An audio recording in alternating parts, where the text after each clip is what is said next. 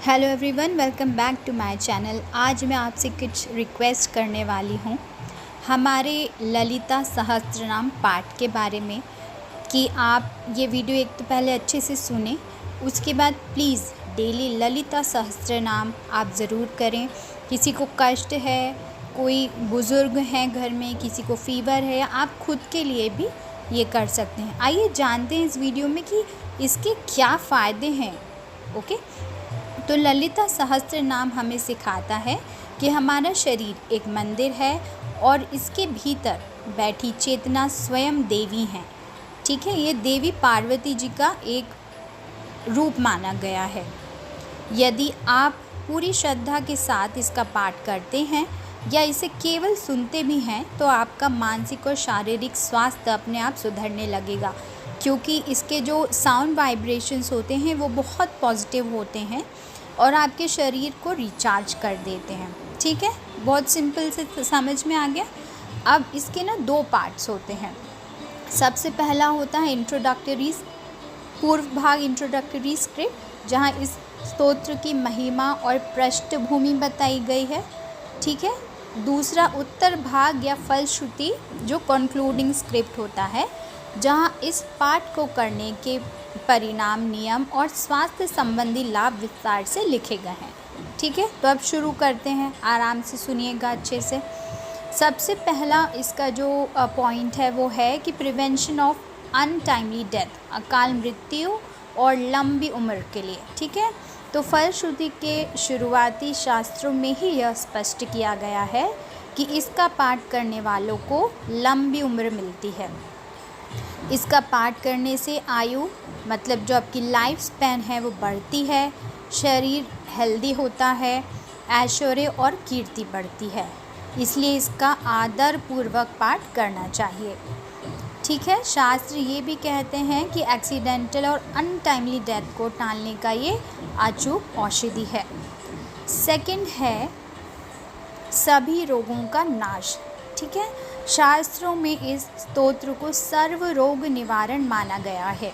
यह पाठ संसार के सभी प्रकार के शारीरिक और मानसिक रोगों को नष्ट करते हैं। इसके साथ ही सुख समृद्धि बढ़ाते हैं और पापों का श्रय करते हैं। थर्ड है असाध्य रोग और बुखार, या किसी को फीवर है या कुछ प्रॉब्लम है तो शास्त्र में एक विशेष विधि बताई गई है। यदि किसी को बहुत फीवर है तो स्वास्थ्य ठीक करने के लिए आप इस पाठ को पढ़ सकते हैं। यदि किसी को बहुत तेज़ बुखार है, गंभीर सिर दर्द है, माइग्रेन की प्रॉब्लम है, किसी भयानक शारीरिक पीड़ा से तड़प रहे हों, या हमारे बुज़ुर्गों में जब जान नहीं होती है तो उनके सामने ये पाठ आप कर सकते हैं। ओके, या वो ये सुन सकते हैं। ललिता सहस्त्रनाम का कीर्तन पाठ करने से भी पीड़ा नष्ट हो जाती है। ठीक है, उसके बाद है द सीक्रेट हीलिंग रिचुअल, मतलब मानसिक स्वास्थ्य और दीर्घायु का गुप्त उपाय। फलश्रुति में एक और अद्भुत वैज्ञानिक और आध्यात्मिक प्रयोग बताया गया है।